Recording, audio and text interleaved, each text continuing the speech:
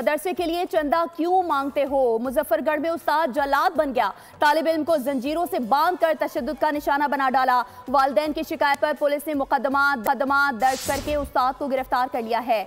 आपको बता रहे हैं इस हवाले से कि मदरसे से चंदा क्यों मांगने से मना क्यों किया, और इस हवाले से आपको बता रहे हैं कि मुजफ्फरगढ़ में उस्ताद जल्लाद बन चुका है। मजीद तफसीलात जानेंगे राव कामरान से। राव कामरान, आगाह कीजिएगा।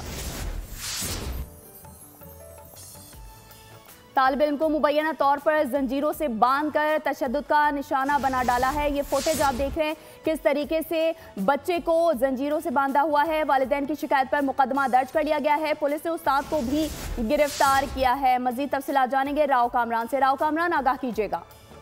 जी बिल्कुल, देखें सहार ये जो है मुजफ्फरगढ़ का नवाही इलाका है। शाहजमाल मौजा अतरक संदीला में जो है चंदा ना मांगने पर मदरसे के उस्ताद ने जो है 11 साल तालिब इल्म को जंजीरों से बांधकर जो है ना मुबैना तौर पर तशद्दुद का निशाना बनाया गया है। बच्चा मोहम्मद अमीन ने मदरसे में जंजीरों में जकड़ी हुई वीडियो जो है वो बोल न्यूज को मौसूल हो गई है। वीडियो में बच्चे के जिस्म पर तशद्दुद के निशानात भी देखे जा सकते हैं।